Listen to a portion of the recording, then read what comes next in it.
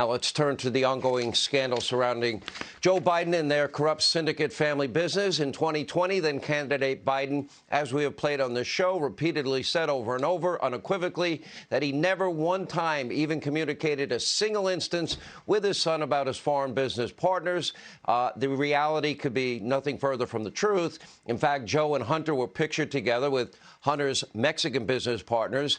The pair was also pictured together with Hunter's Kazakh business partners. They were also pictured together with Hunter's Burisma business partner, Devon Archer, headed to jail. And Joe also authored 2 letters of recommendation for the children of Hunter's Chinese business partners. Now, Hunter even lamented to one Mexican associate, business partner, that he hadn't received anything of value after bringing, quote, every single person you ever asked me to bring to the bleeping White House and the vice president's house and the inauguration. Oh, what did you expect in return, Hunter? And in emails, Hunter also complained about giving half his salary to his father. A new report in the New York Post shows that Hunter even paid for the upkeep of Joe's home repairs and everything in between. And meanwhile, tonight, we're learning that a government watchdog is asking a U.S. attorney to investigate $54 million in donations from China to the University of Pennsylvania. Yep, the home of the Biden Center for Diplomacy and Global Engagement. That would basically mean kissing the ass of mullahs and dictators like Maduro in Venezuela. Innocent coincidence? I doubt it. Here with more, the co-host of Outnumbered, Kayleigh McEnany, along with former White House Press Secretary Ari Fleischer. You know, Ari, I'm going to you first on this for one reason, is you know the media. Once the Washington Post, what was it, a week and a half ago, the laptop is real. They knew that the grand jury had been convened. They knew this information was coming out. They knew it had already been validated. And this was their CYA. Let's try and get ahead of it so we can tell people, oh, no, we found out it's true after all. Right or wrong?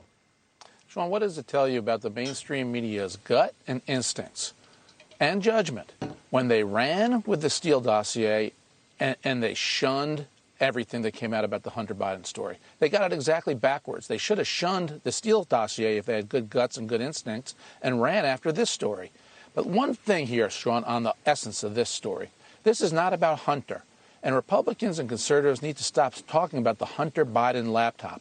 This is about Joe Biden's ethics and what Joe Biden has said. That is the issue. Because the evidence that is produced on that laptop and through the emails and the text shows that Joe Biden knew about his son's business dealings and lied about it to the American people. The text also showed that they commingled finances, that Hunter routinely paid for Joe Biden's bills, which means Joe Biden had a financial stake, a financial interest in his son's ability to make money, whatever the source was. This issue is about Joe Biden's behavior, morals, and ethics. That is what it's about. And this is why this needs to be investigated further. Well, I think the fact, Kayleigh, that he knew, that he lied, and he benefited, that means he was in on it. In other words, they were selling access to the White House, to the vice president, and everybody in between, and he benefited financially from it. Now, if Joe Biden's last name was Trump, I kind of imagine a very different reaction in the media in this country. Certainly. And the media wouldn't be saying what they're saying now. There is a repetitive line, and oftentimes when there's a repetitive line in the media, it's like a DNC talking point that has manifested itself on the lips of every single liberal media anchor. Well, that line is this. Yes, Hunter Biden's laptop is real, except it doesn't involve President Biden. That is always the caveat, every piece that you read, every segment that you watch. Sean, in my view, it defies logic to think that President Joe Biden had no clue, did not speak to his son about his business dealings. You put up those pictures. There was also the dinner at Cafe Milano with associates of Hunter. There's the fact that a client of Hunter says, I enjoyed meeting the vice president. The list goes on. Lately, at the commingling of funds, there's a guy named Eric Sherwin. He's the head of Rosemont Seneca. That's the Chinese investment fund that Hunter was a part of. And you mentioned the palatial lake house that was funded by Hunter in part, the upkeep. There was also a whole list of, quote, JRB bills, Sean. Joseph Robinette Biden bills. That's what that stands for. And it can't list them out, from shutters, and the list goes on and on. Some of those were reimbursed by the vice president, but the point is, it is beyond logic, in my view, that the former vice president did not know or never spoke to his son, Hunter Biden. There are at least 14 data points that suggest otherwise. Where does this go, Ari Fleischer? And if they really have authenticated the laptop, Joe is implicated. But I believe Joe implicated himself when he said he leveraged $1 billion taxpayer dollars to get a prosecutor in Ukraine fired so that the investigation into his son that had zero experience but was paid millions ended. So I thought he should have been investigated for that. That was the real quid pro quo with Joe. Well, there are two tracks for where it could go. One is judicial, and of course, Hunter Biden is currently under investigation for tax evasion and other potential crimes from a Delaware grand jury. That's the most serious because that could show up evidence that could embarrass or involve the president. The other track is the public track. And here, I hate to tell you, Sean, but America is so divided. If you're a liberal, if you're a Democrat, you go to sources and you see sources that aren't telling you everything about this story.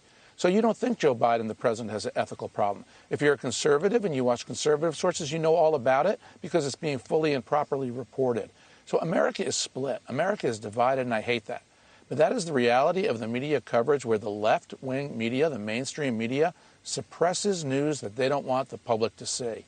And that's what's keeping Joe Biden propelled in office. What you just said is a scary truth that is a reality. Do you see this getting to the White House? In other words, the President of the United States as it relates to these business dealings, Kayleigh?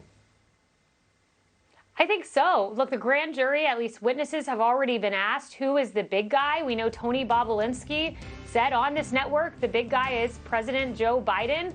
I think these questions are going to be asked. The New York Post story that you referenced is a bombshell. I cannot see a situation where the witnesses in the Delaware DA's office are not asked those questions.